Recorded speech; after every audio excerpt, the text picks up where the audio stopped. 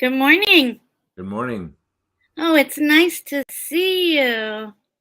Been a long time. Far too long. So, welcome, dear Dr. David Rosensweet, and everybody who's coming up. I'm Carolyn, Dr. Rosensweet, and we have our questions. And we're going to get started. What do you think? Sounds good, Carolyn. Oh, good. I'm happy about that. Number one, Dr. Rosensweet, I have hot flashes and night sweats throughout the month, and quite often, I might add. Then I become freezing cold. What to do? Somehow it seems like she says my thermoregulator is definitely off. Any suggestions? Anything? I would be very appreciative. Yes, do Ooh. we have suggestions for you? Well, the word raucous always comes to mind when I hear that. The symptoms are undoubtedly caused from the disappearance of your hormones that came out of your ovary. The ovaries produce robust amounts of hormones throughout your young life from adolescence up until they stopped. And these hormones are the most powerful biochemicals in our body, along with a few others. And the absence of them for 75% of women produces really intense symptoms. Things go awry. Things that you see go awry and you feel go awry. And things that you don't see also really have major compromise to them. The women who have these very intense symptoms, I always consider you're the most fortunate ones because you're the women who are going to be inspired to get help and do something about it. Yes. There is a certain percentage of women that go through menopause and they don't feel the symptoms. And they look around, they wonder, what's everyone complaining about? And yet the same deep losses are occurring in these women as well.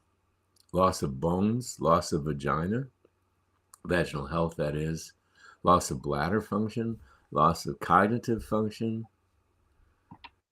Any number of these or all of them can be occurring and do occur. And they're the principal reasons why women wind up in assisted living facilities and nursing homes eventually. So the loss of these hormones is highly consequential, as it is in men as well. Loss of testicular hormones. And the great news is that for the last 1,000 years of human history, at least we know of, there's something great you can do about it. You can replace these hormones because there's other sources of it other than your ovaries, or for a man, other than a man's testicles. The Chinese have been producing them for 1,000 years.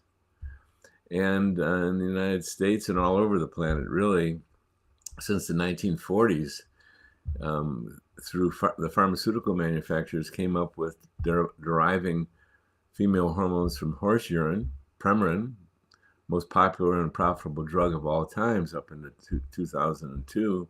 So you can replenish these hormones.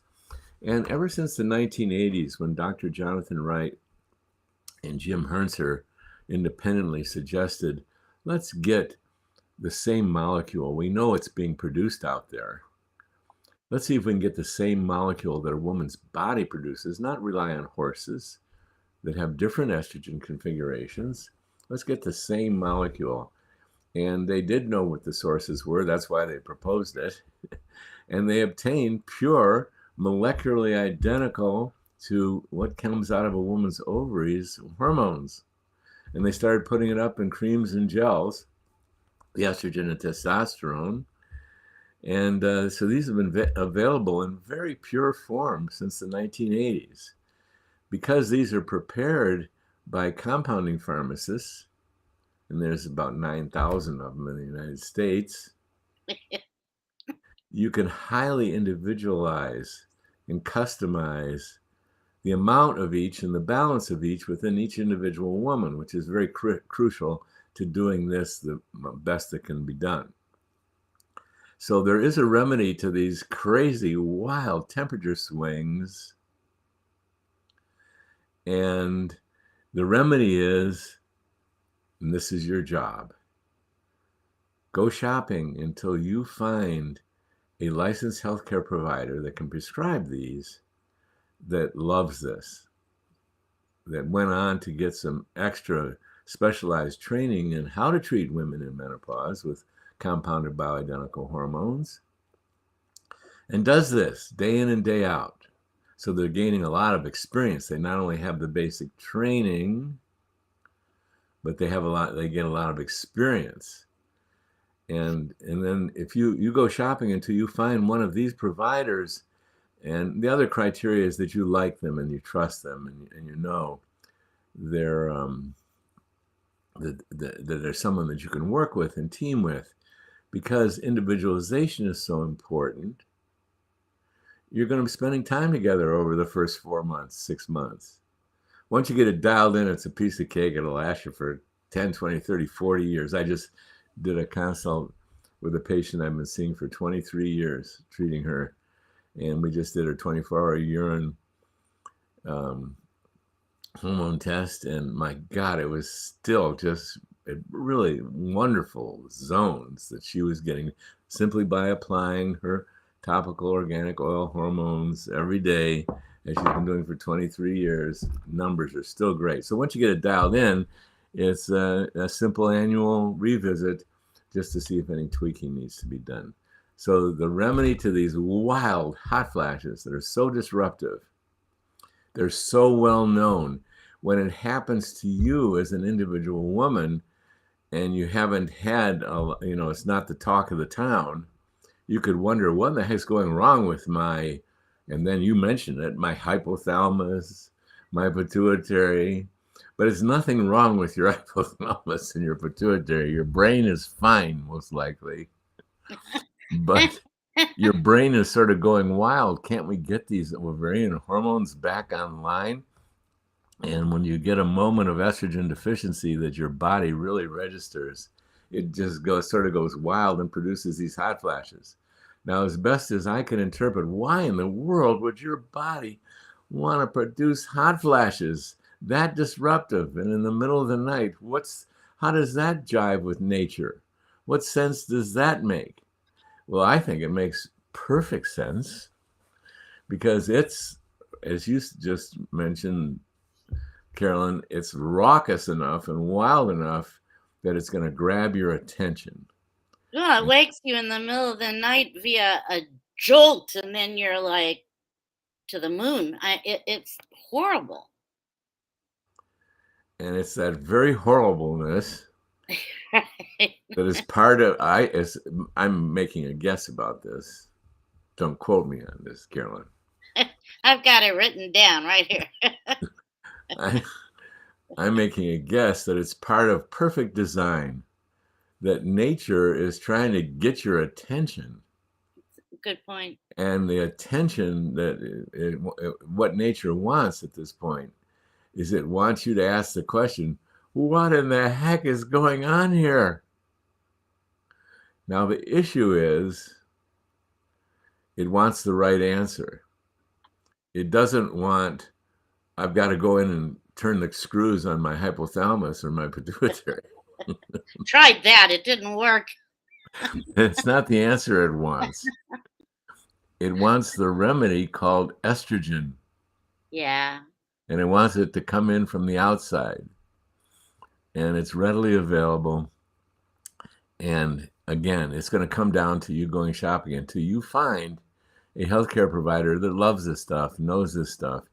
And if you want to see a roadmap, Carolyn has made available on the ins and outs of menopause a free PDF copy of the book I wrote on, called Happy Healthy Hormones. I think it's really worth your doing it if you really like information and you really want to get relief from at least understanding what the heck's going on and what to do about it. The roadmap is there. It's But an that's not what excellent you book. need. Yeah. That's not what you need. What you really need is to find a healthcare provider that's got the big sign over their door called Menopause Women Welcome Here. I love treating women in menopause. Big, huge sign. And many are coming on board, seeing it. Thank you, Dr. Rosensweet, for that. For sure. Absolutely.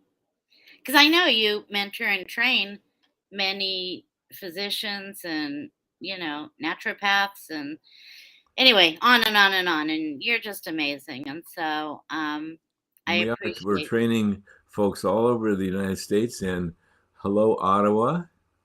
Now, Canada. We're working on Canada. Oh, And man. And my they are happy. my Canadian partner, because we have one of our principal partners lives in Canada, and my nieces are in Canada. We're working to get this into Canada, and they had a meeting yesterday with a pharmacist in Ottawa. So I haven't heard how it's gone yet, but these should be available really soon. Our method, at least. I know treatment is available in Canada. You can get treated if you're in menopause. You can find a physician that's friendly towards treating women in menopause. Don't be surprised when you go out to seek the counsel of a physician that you get a response like, no, no, no, we don't do that. We don't recommend that. And you just want to move on. Don't get concerned about it. Physicians all over the planet, along with women all over the planet, got terrified. Excuse me. In 2002, when a false scientific study was published. What was false about it was that it said there was increased risk for breast cancer women taking these hormones. That was false. It was false reporting. It was right there in the study that it was not statistically significant. Right. The study was eventually retracted. Very few people have heard about the retraction of that study. But if you wind up with a healthcare provider that's scared, said, oh no, you should not be taking hormones, they just haven't gotten the news update that the actual medical science is women who take hormones are at less risk for breast cancer, heart attack, and stroke than women who do not take hormones. That's the actual science. If you download the copy of my book, I cover this in chapter 3 called Risks. So don't be surprised if you go reach out there and you get stonewalled. You get someone who's upset and said, no, you shouldn't do this. Just say, thank you very much. Please read the retraction, but I'm moving on. I've got a busy day. I've got to go find myself a provider who is friendly to this. Absolutely. They do exist. I know. I did my share of doctor shopping and it was worth every minute of it, I must say. I got very, very blessed. So thank you very, very much. Second question comes in, and thank you for that answer. I have a mother-in-law who's 90, no symptoms, no hormones. No, there are some women like that. I can't make any sense of it, but I don't know. She's moving along. Anyway, second question is, what is the mechanism that actually does lead to a hot flash and a night sweat? I know that low estrogen plays a part of it. The hypothalamus is involved, but I don't know the specific details as to how. And the question really is there anything to take for the hypothalamus and pituitary at all? Well, this sounds like a version of the question you just asked. Correct. And because I went into it in some depth, I'm going to say there is something to take. And as far as I know, it's the only thing that works. It's the only thing that should work because it's part of the natural internal biochemistry and physiology, and it's called hormones.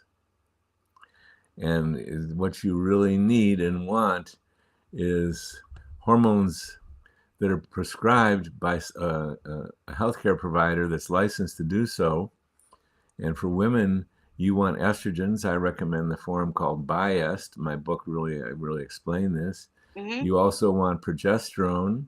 You also want testosterone. You also want DHEA, and you may want thyroid on top of it all. But as far as the hot flashes goes, it's going to be primarily the estrogens that's going to address the hot flashes. And don't stop taking the estrogen until you get it right and those hot flashes disappear. That's what you should expect. Those hot flashes, almost 99% of the time, originating from your estrogen getting super low, lower than it's been since you were a child. And the remedy is replenish those estrogens properly. That's the remedy. That's what you do. Hypothalamus, da da da da da, No, I pituitary, know. da I da da. mean, there isn't a specific thing to take for your hypothalamus and pituitary, and all the rest of the brain just kind of hangs out, right? There is something specific to take. It's called Oh, the hormones estrogen, got the it. hormone Okay, family estrogens. It's very specific. That's why you got the hot flashes got it. Got it. Got it. 99% of the time. Thank you. Thank you for clarifying that. I don't get that question too often, but this person is very bright. She's a nurse practitioner, and she knows her stuff. Thank you. Thank you very much. Um, okay, the big question of the interview, question I get often from many um, women have written in, and they would like if you can explain biased. Many women are advocating to have more estradiol and have less estriol. So they've chosen to go. For me, I take more estriol than I do estradiol. These women have chosen to take biased, but more estradiol than the estriol. And it's confusing. Um, like, I don't know. Can you explain just basically your Yeah. method? And I'm sorry, I'm getting a little lost in the weeds here because it's still confusing a little bit to me, but I understand it Yeah. better. Vermished. Isn't that the proper? Yes, I'll spell it for you.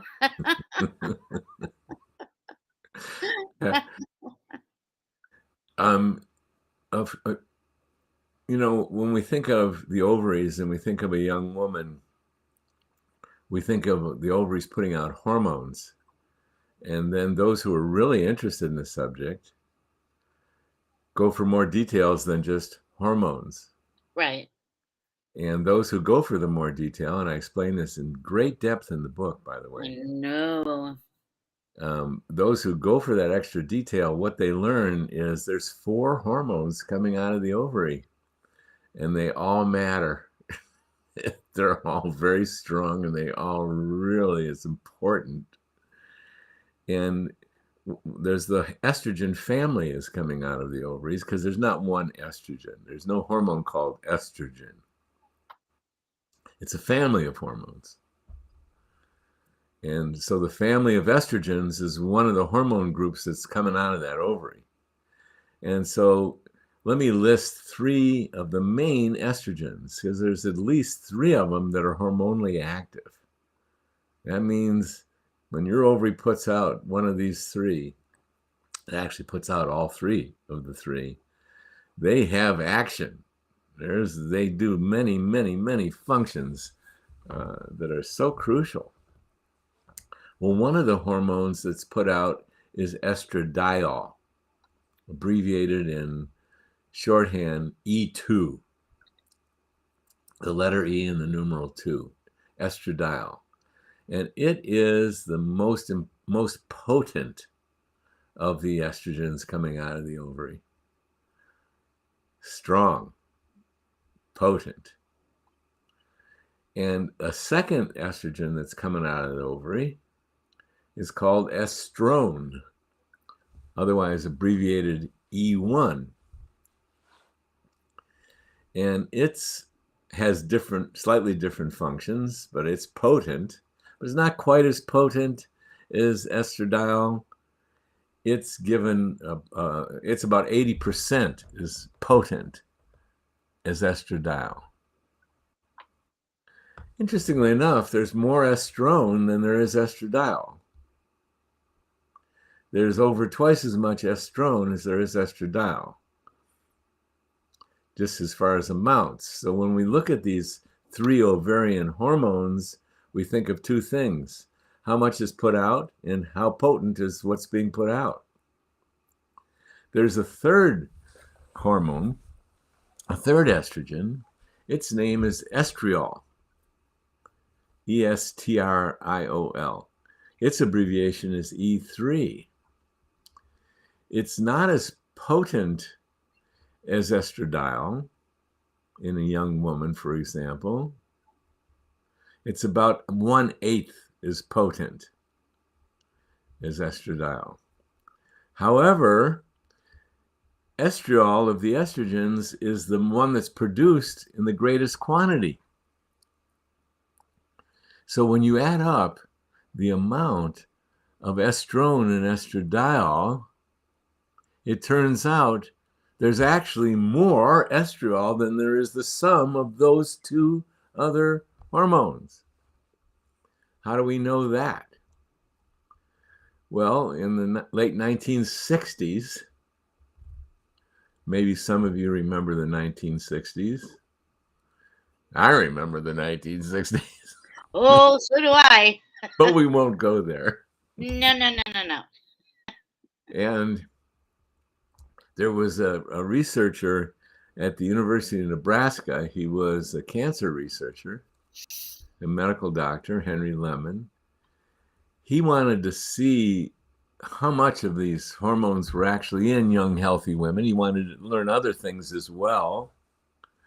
And what he learned was what I just told you, that there was more estriol in a 24-hour urine, which was the gold standard for testing then and right on through to this very minute, the gold standard 24-hour urine hormone testing. He learned that there was more estriol than there was the sum of estrone and estradiol in a young woman.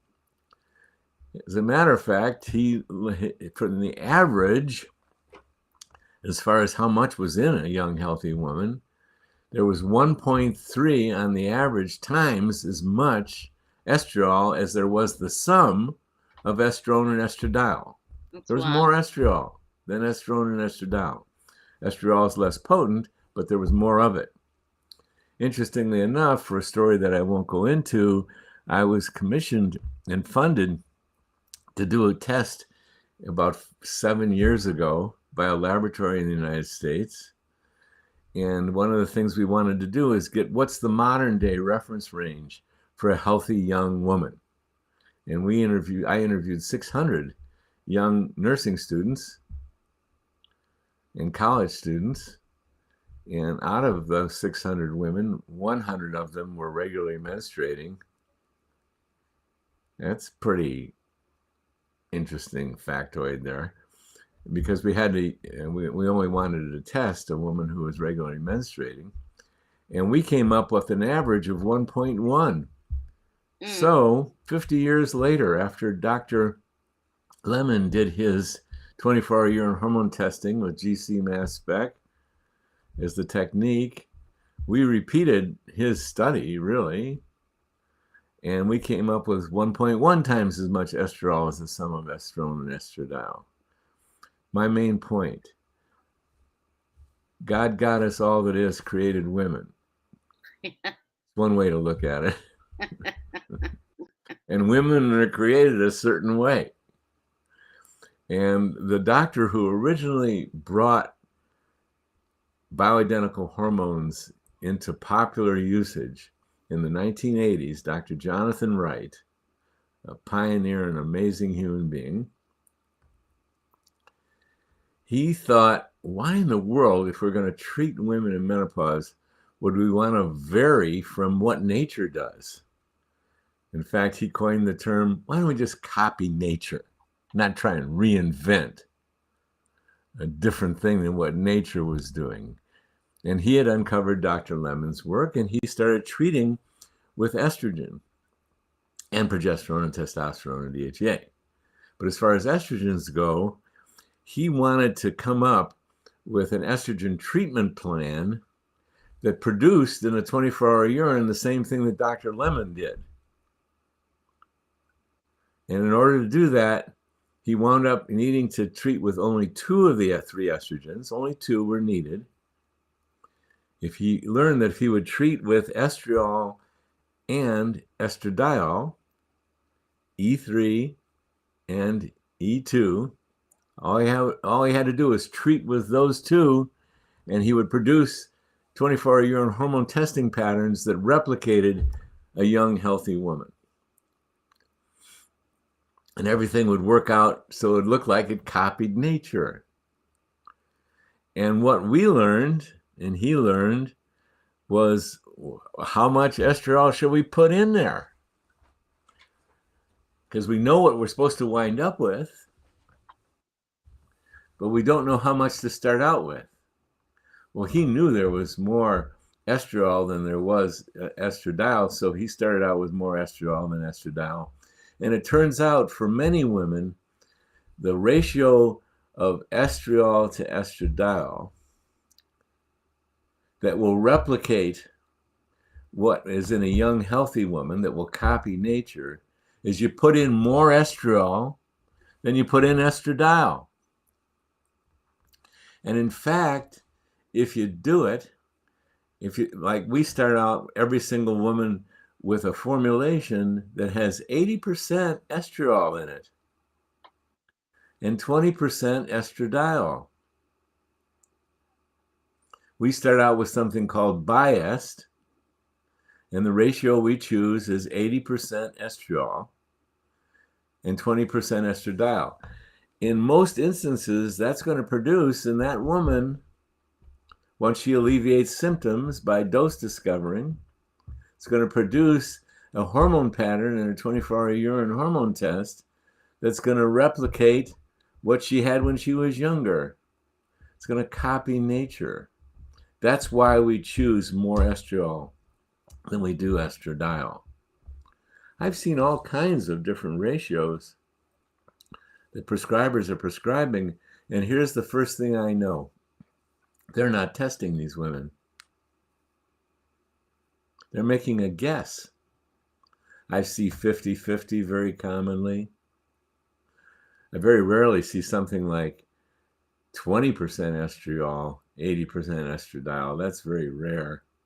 It's This is done. what I'm being asked, The though. reverse of what we customarily start off with.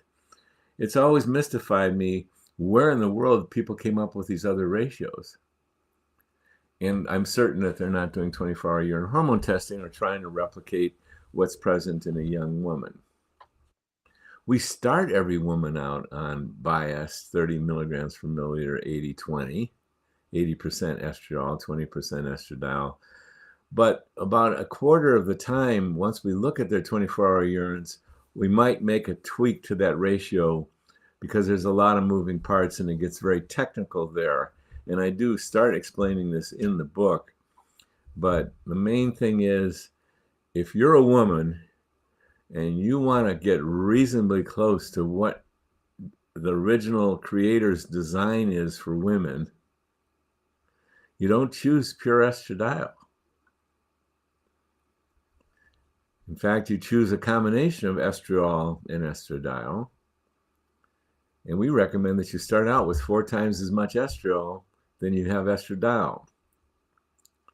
Interestingly enough, when you calculate the potency, you might have 4 times the quantity of estriol than you do estradiol, but you don't have the potency. There's more potency even in the 20% of estradiol than there is in the estriol, because the estriol is 1/8 as potent as the estradiol. So you still have more potency of estradiol, even though there's only 20% of the estrogens are estradiol. There's still more potency coming from the estradiol. Now I'm getting deep in the weeds there, and But it's great. Thank you. You're welcome.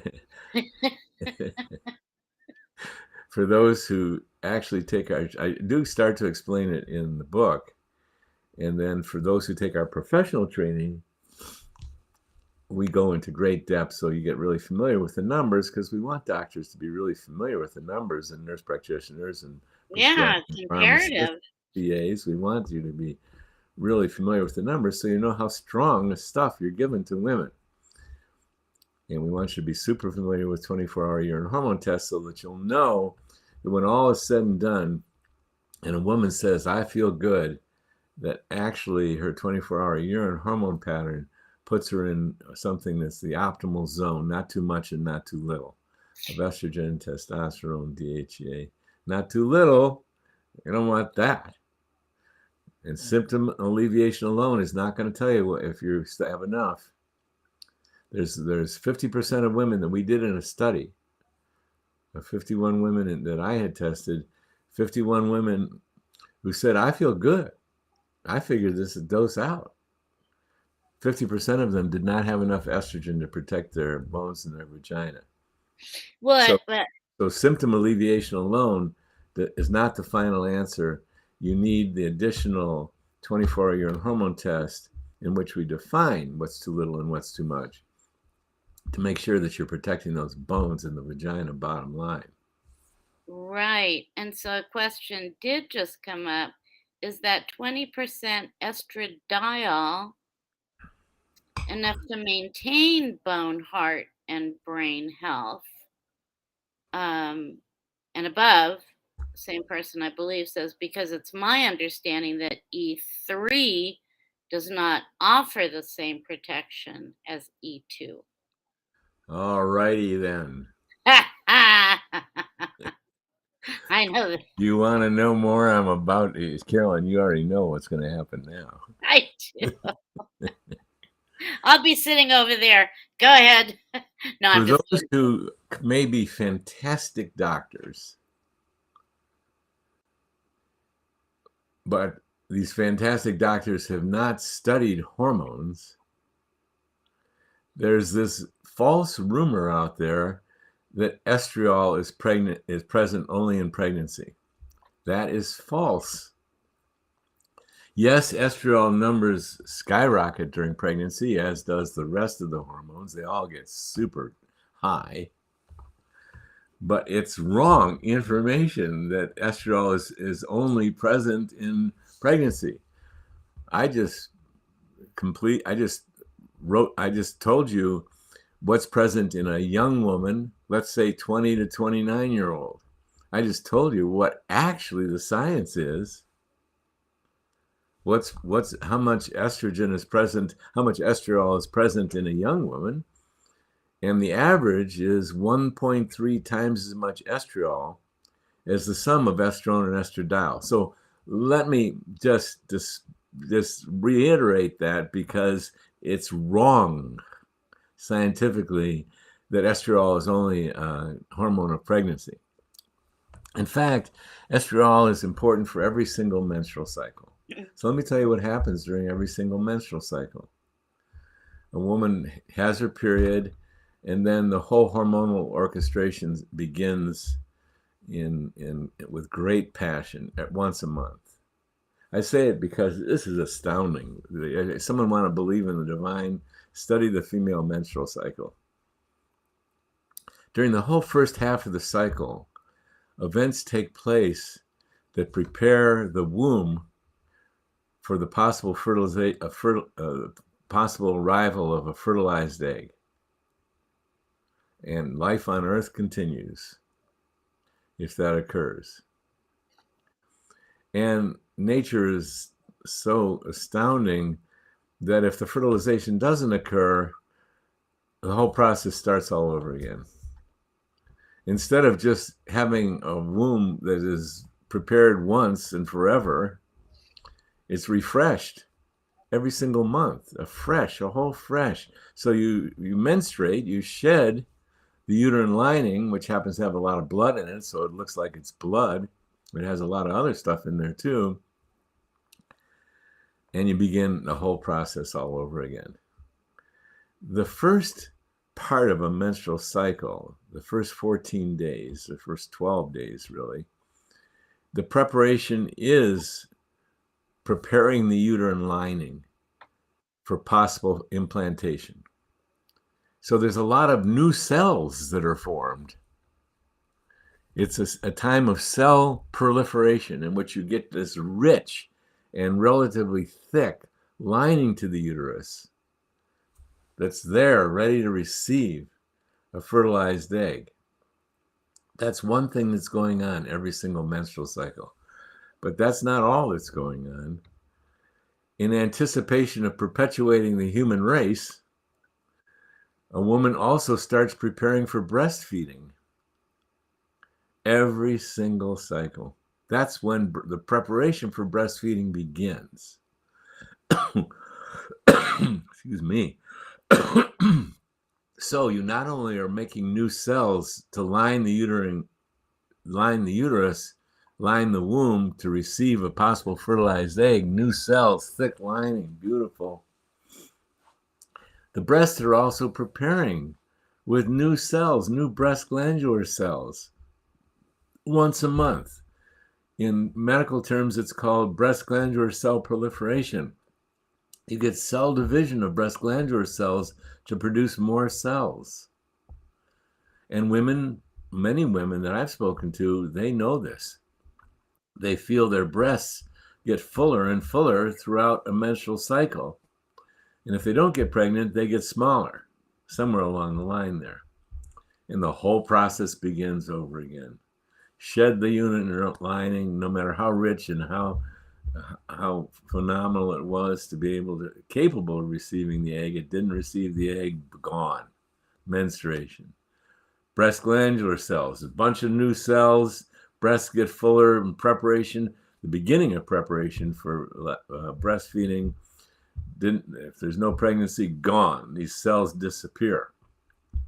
Well, this proliferation phase, proliferation of uterine lining cells, proliferation of breast glandular cells, is actually under the guidance of an estrogen receptor site called estrogen receptor site alpha. And this is the active thing during the proliferative phase of a menstrual cycle, the first 14 days. And if there is no implantation, everything that proliferated needs to deproliferate. Actual cell disappearance. Deproliferation is quite active. The cells, well, the disappearance is called apoptosis. I love that name. I do too. The cells are not exploding, but they are disappearing. That's under the guidance of a different estrogen receptor site called estrogen receptor site beta. Right. Estradiol, the strongest of the estrogens, it can affect both receptor sites, alpha and beta, and does so. Estriol is the principal inspirer of estrogen receptor site beta, thus deproliferation. Interesting. So estriol is active, biologically most active during the deproliferation phase because it's the chief inspiration for estrogen receptor site beta, which is guiding deproliferation. Estriol, deproliferation. So when Dr. Wright was originally designing this, he was aware of this. He didn't invent it. He just observed it with just astoundingness. In fact, the receptor sites, however, weren't even known when Dr. Wright was bringing this on. The receptor sites weren't unveiled until the late 1990s. But it doesn't matter. Why we love estriol is we love deproliferation in a menopausal woman. Midlife, we don't want breast glandular cell proliferation at all. That's cell mitosis. I was just going to say it's That's mitosis, cell right? division. Yeah. That's a very vulnerable moment for a cell when it's dividing. That's when mutations have an increased incidence of occurring is Yeah. during cell division. We don't want cell division Mm. in a menopausal woman. A young woman, if she produces an abnormal cell, well, she's got a robust immune system, we hope, and it picks up those abnormal cells and just spits them out, so to speak. However, a midlife woman doesn't necessarily have the rigorous immune system be going around scavenging abnormal cells as effectively as a young woman. Well, I don't want to go too far here. I just want to say all we're doing is copying nature. And when Dr. Wright he actually proposed this, he was copying nature, the results, and it was only later that we became aware of how estriol E3 inspired deproliferation. And so it turns out that we like to maximize the amount of estriol that we treat women in menopause with because we like to maximize deproliferation and not proliferation. So that's how it comes down. The numbers are really a matter of just copying nature, but the importance is add that estriol. Now, not to overly concern anyone, cancer is not caused by hormones. Cancer is not caused by hormones.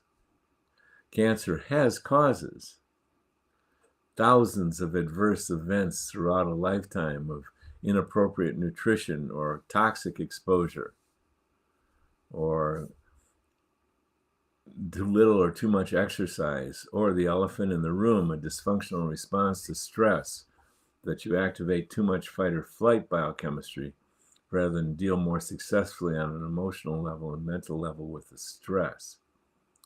So I want to emphasize that people put too much importance on estrogen, and they're wrong about estrogen causing cancer. It does not cause cancer. These hormones and testosterone does not cause prostate cancer. In fact, young men who have insufficient amounts of testosterone are more at risk for prostate cancer than young men who have adequate amounts of testosterone. Hormones promote health. It's been turned around somehow, and we know why. So we're straightening it out. Yes. Myself and many others. Yes. And this is the purpose of the ins and outs of menopause. Carolyn is Yes. totally devoted to straightening these things out. That's what she's about. So that's why Trying. we use estriol, because we like deproliferation, but mainly we like to copy nature. We don't think it's a wise thing to reinvent the human biology and biochemistry. We just don't think that's a good idea. As if we had a better idea than the creator. So we just say, let's just, as Dr. Wright said, let's just copy nature. The template's already there. Does that answer it? Man, I mean, if I had the opportunity to sit with you forever and a day, boy, I sure would, and talk about that. 3 years for whatever it is, I've really learned a lot To the about. Facebook user that says, there's a statement here that I want people to get rearranged around. The statement is, I think part of the confusion, I'm quoting, I think part of the confusion comes from the fact that unless we're pregnant, we don't actually produce significant amounts of estriol. That's wrong. That's the myth. It's not a fact. Someone came up with that crazy myth. Whoever would come up with that isn't someone who studied hormones. Anyone who studied hormones and studied hormone testing knows that that's false. I know it up close and personal, having interviewed 600 women between 17 and 27, and have collected 100 24-hour urine hormone specimens on the ones that were healthy and regularly menstruating. And I can tell you, there's more estradiol than there is the sum of the other two active estrogens, estradiol and estrone. But I wasn't the first to discover that. But you jumped on that Sir Henry bandwagon. Lemon was. So anyway, Yes. that's a myth. It's not true. Estradiol is very important. I mean, did the Chinese know that back in the day? Well, they just copied nature. Yeah. They didn't know the detail, but what the Chinese did is they had young women pee in an outhouse and collect their urine of many, many young women. And they had young men pee in a different outhouse and collect their urine. Then they dried out those two respective urines. And what's left behind when you dry out urine like that is a powder. And they put that powder up in little pellets or capsules, and they swallowed them. And the women swallowed the dried powder of young women's urine, and the men swallowed, I say women and men, and we're talking aristocracy here.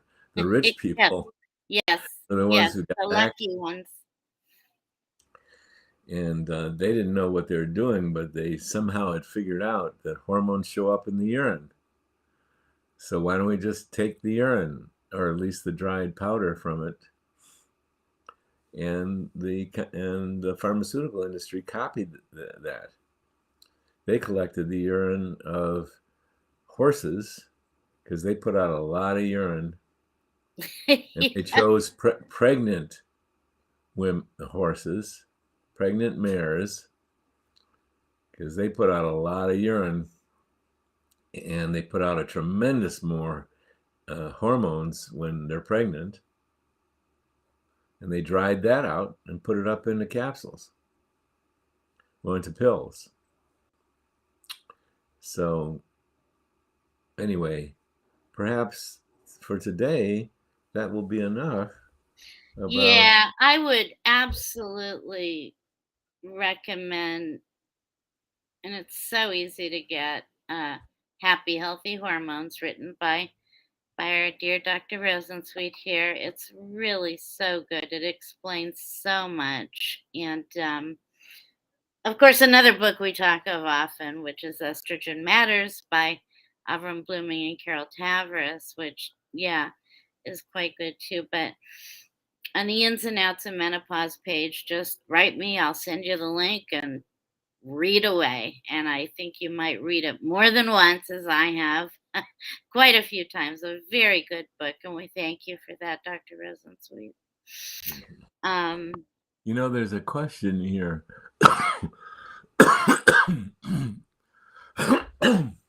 What does nature look like at 64? Mm-hmm.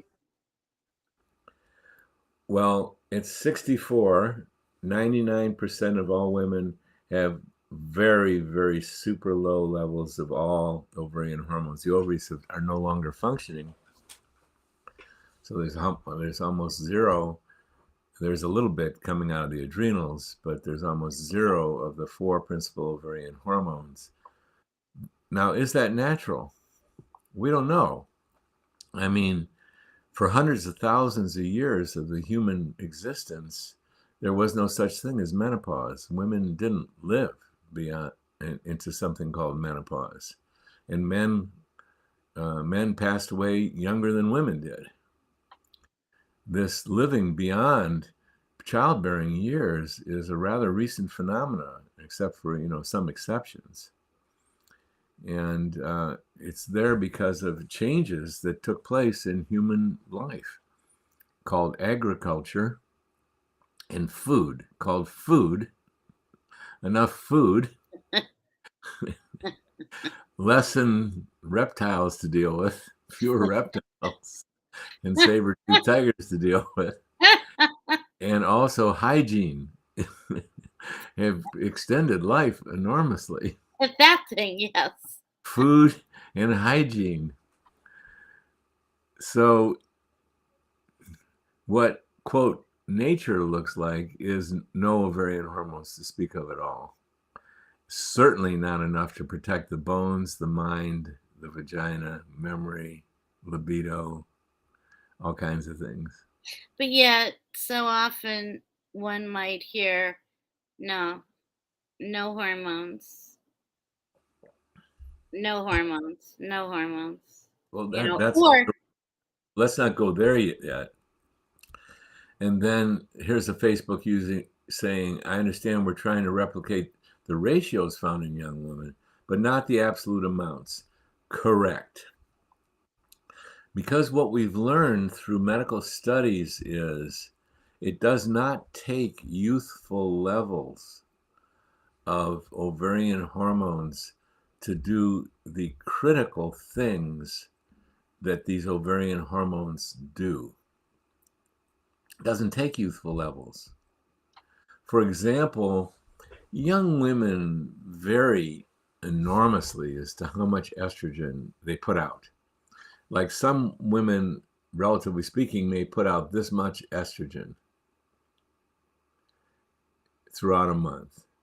And they're healthy, they're fertile, they have regular periods, they can get pregnant, they can carry a pregnancy, and they put out that much. But some other women need 3 times that much. They're normal, they're healthy, they have regular periods, they can get pregnant and carry a pregnancy to term. 3 times as much. That's the variation woman to woman. That's just the way it is. Wide variation. Well, it turns out that this amount of ovarian hormones will confer the benefits and protection right below the lowest amount, will confer the benefits and protection that is so critical that these hormones do. That's sufficient to protect bones. That's sufficient to protect vagina. We know that through scientific studies. Now, so that's less than what a young menstruating woman puts out. Young menstruating women put out somewhere between this and this. Menopausal women, we treat 90% of them with this much. And they'll have healthy bones, healthy vaginas, bladder function. Now, what I'm leaving out there is an exception called protecting the brain. There's so many zillions of estrogen receptor sites in the brain, and it's relatively common for a woman to go into cognitive challenge in menopause. As she loses her estrogen, her brain isn't thinking clearly. Her memory's not working clearly. And the majority of those women are going to have restoration of brain function by this amount, but not all of them. Some women who are having cognitive challenges, all the way down to some women who've developed some form of dementia and are on a not good road, they can get that cognitive function restored by estrogens. And some of these women need more robust levels. So not so much this beautiful zone, no, they need higher levels. The medical literature is very clear about this. We cite those studies in the professional training program we do. So some women, you never say there's rules in medicine, but there's exceptions all over the place. So some women, we really want to go much richer on the estrogen replenishing. There's even cases where we've gotten so rich on the estrogen replenishing that the period has come back. So be it. If you're losing your brain, and estrogen will restore it. It's not going to restore it in all cases. Dementia has many different causes, but in a lot of cases, it'll be restored by replenishing those estrogens aggressively. Now, we are not advocates of doing that routinely. There are protocols out there that advocate restoration of the period. It takes 3 to 8 times the amount of estrogen of a young, healthy woman to actually restore or keep that period going. The promoters of that particular suggestion of keep the period going, they're not aware of this. We've tried to make them aware of it, but we've gotten a lot of pushback around that. So we are not recommending, nor is there any need to, keep the period going. No way. However, there's exceptions. Yes, and this And is where the you never say exceptions never. are if you start taking, if you're getting cognitive decline or compromise, and you start taking estrogen and you start clearing up, well, we're going to try and increase the estrogen until you really clear up, until you go, wow, I got my brain back, if estrogen will work for that. And it will in some instances. And some of those women who've done that actually get their period back. Well, bravo. What do we need to do in that case? We're actually treating with a proliferative level of estrogen. So we monitor the breasts. Bottom line is breast health. So we're rigorous as we always are with proper mammogram assessment, proper mammogram assessment, proper mammogram assessment. Excuse me, I got a stuck jaw there. Proper mammogram assessment. I didn't want to be rude. Thank you, Carolyn. You're welcome. Because I'm emphasizing mammogram because thermogram, and we use thermograms frequently to unveil inflammation, but not NOT assess for breast cancer. Thermography does not work. NOT work to assess for breast cancer, but mammography is great at it. It's not perfect at it, but it's great at it. So when we're using robust levels of estrogens, more than we would ordinarily use, we're very careful to monitor the breasts and do a lot of the breast health stuff that we list in the book. Yes. And lo and behold, I have a couple of minutes, a 1 minute hard stop. That I can accept. What a lovely interview, Dr. Rosensweet. Thank you so much.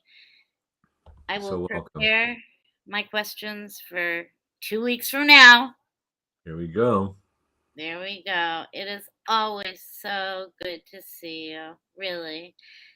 Wish you a really good couple of weeks. Wish everybody a great couple of weeks. But you know where to write to me. I talk with you guys all the time, which is really lovely and dear to my heart. So enjoy, be well, and again, thank you so much for always your amazing self and answers. So welcome, Carolyn. Thank you. We'll see everybody later. Bye. Bye-bye.